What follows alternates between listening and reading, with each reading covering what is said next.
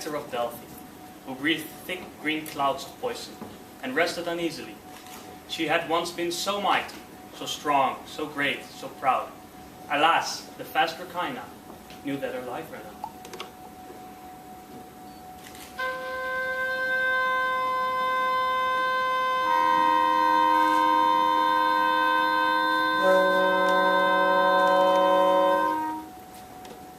Time had turned white claws sick yellow, shiny scales to bark, and she who had once smelled of spring now reeked like autumn's come. So much the rotting beast feared death, that the lands died in her stead, and where meadows were, the earth now cracked, to make way for the stench.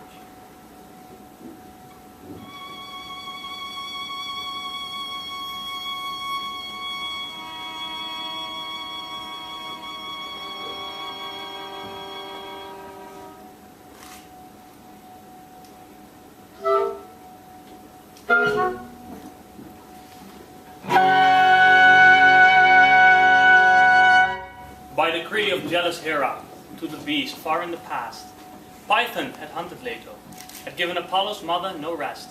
Apollo had no patience, waited for hunter to turn prey. So when the serpent would weaken, he could strike viciously. Thus considered Apollo, who had heard of Delphi's plight, he could finally seek his vengeance, for now the time was right.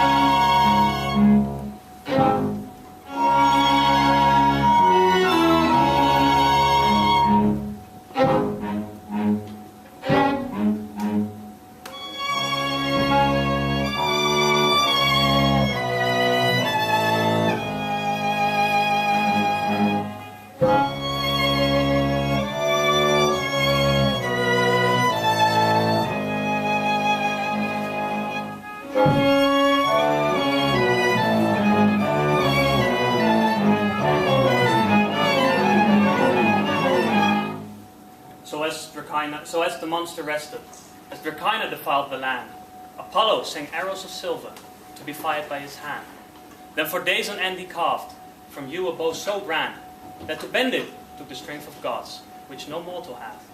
Last he spun from golden thread a string so firm and fine that when the bow was fired, it sounded like thunder strikes.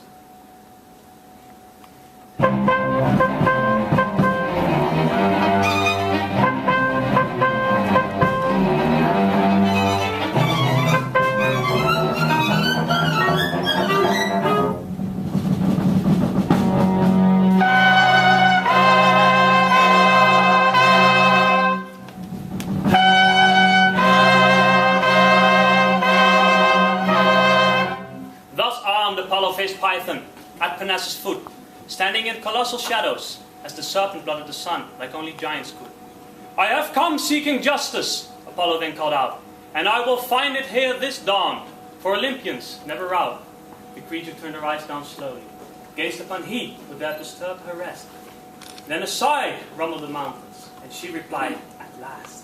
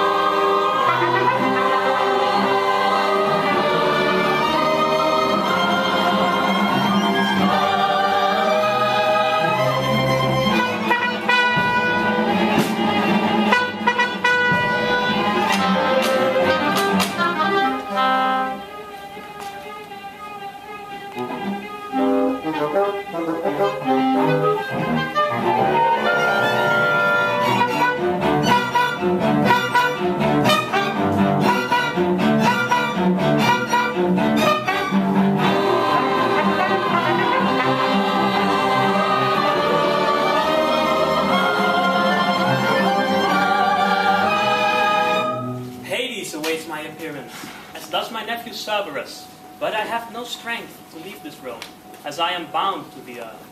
I bear you my heart so you may, if you find the compassion within, slay me and bring home my story, to share the truth about serpentry.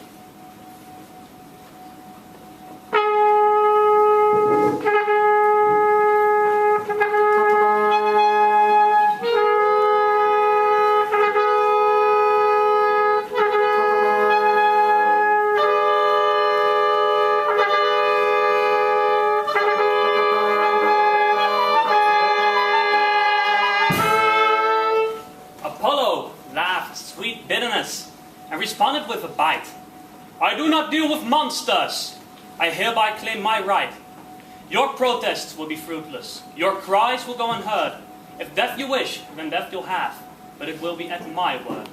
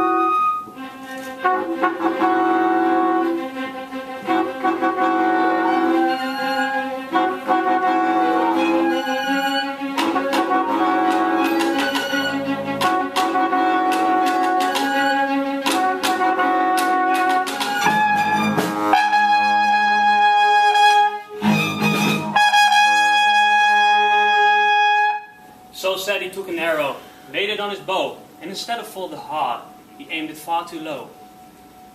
The beast then roared in pain, and roar was all it could, as to find mercy in death she needed to endure. Months on end, poor Python suffered wounds, but never killing blows, as vengeful Apollo continued his gruesome work, firing at her where he chose.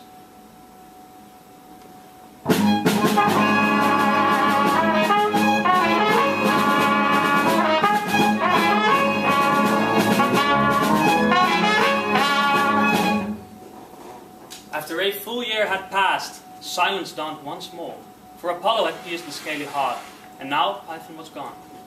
Apollo traveled to the Muses, told them of his fight, knowing the beast had surrendered, but nonetheless filled with pride. His lies grew slowly further, his tales grew ever more tall, and when confronted by Eros, he told the tallest tale of all.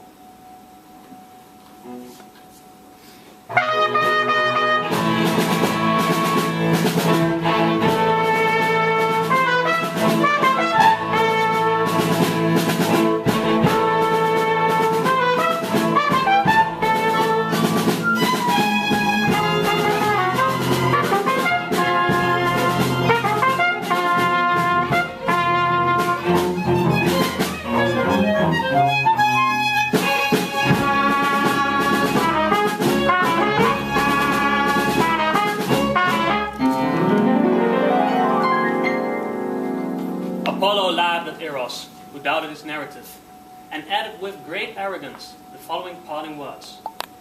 I must be the greatest archer, the most talented of them all, but I do understand your jealousy, for you are quite small. I was born with great skill, was born with courage too, but you couldn't kill a hare, even if you should. Thus I grant you pity, thus I wish you well, while I can't help but wonder what dear time will tell. Will you grow to be a man, or forever stay a child? Will you too stand tall on your feet, or stay in short denial? Ablaze with fiery anger, Eros promised revenge, for a god would not take insult from his fellow mortal man. You may deem yourself so great and strong, but Apollo, know this well. When you speak such words against me, your arrogance will be your downfall. Thus said, he turned away, Apollo laughing like a